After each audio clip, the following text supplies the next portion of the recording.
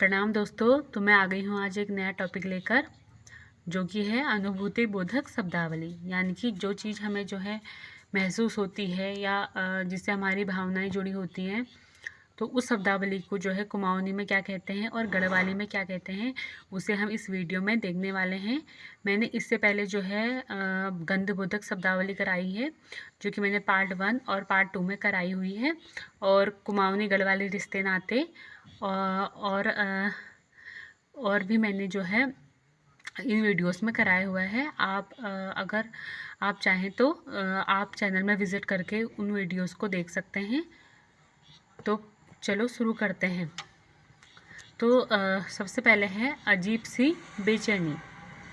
अजीब सी बेचैनी जब होती है ना, हमें अजीब सी बेचैनी होती है, हमें पता नहीं होता मतलब कि क्यों हो रही है, लेकिन हमें अजीब सा होता है, अजीब सी बेचैनी होती है। उसे कुमाऊनी में बोलते हैं अणकस से, मतलब अजीब सा हो रहा है लेकिन पता नहीं पर हो क्या रहा है, लेकिन हो अजीब सा रहा है, तो उसे कुमाऊनी में बोलते हैं अणकस से। और गढ़वाली में बोलते हैं अतियड़।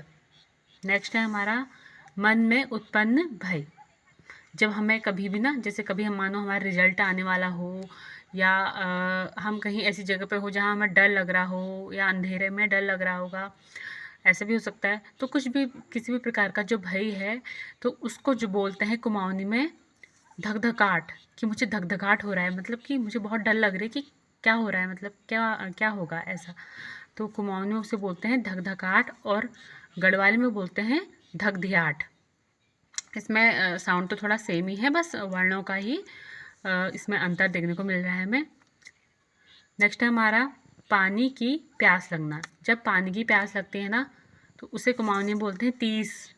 और गढ़वाली में भी तीस ही बोलते हैं, कि मुझे जो है ये वो 30 वाला तीस नहीं है, ये कुमाऊनी में भी जब प्यास लगती है उसको बोलते हैं, और गढ़वाली में भी इसको तीस ही बोल रहे हैं। नेक्स्ट है हमारा विरह वेदना या मिलन की परिकल्पना।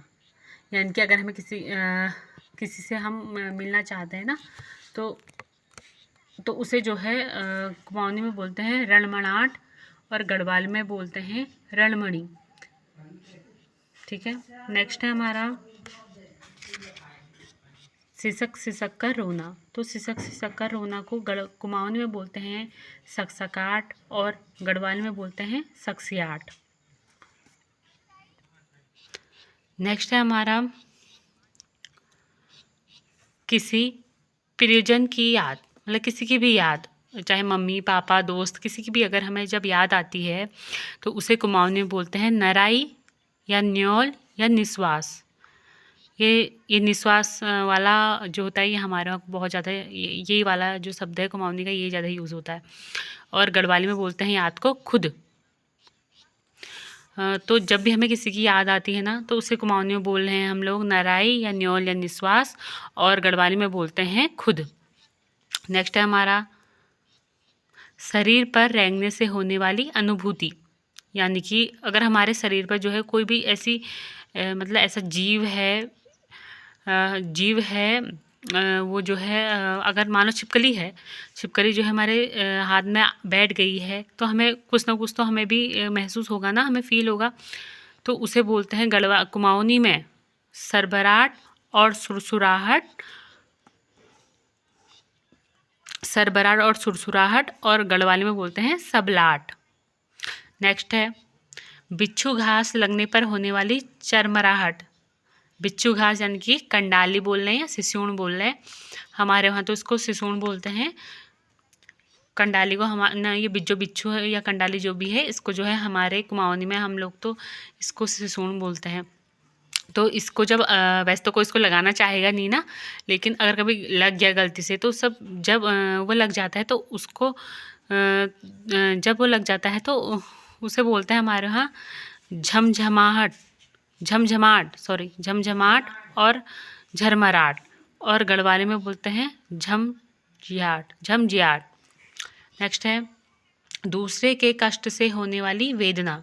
यानी कि अगर कोई हमारा दोस्त है या कोई भी है, उसको अगर जैसे चोट लगी है या उसकी तबीयत ख़राब है, तो मतलब हम लोग कहते हैं ना कि क्या कहते हैं यार, अरे यार उसको दर्द हो रहा होगा, उसको ऐसा हो रहा होगा, तो उसको जो वेदना है अपनी दोस्त के प्रति या मम्मी के प्रति या भाई कह लें, तो उसको जो उनको देख के जो हमें जो वेदना आती है तो उसे बोलते हैं कुमाऊँ में चुड़फुड़ाहट या फुड़फुड़ाहट, और गढ़वाल में बोलते हैं फिफड़ाहट।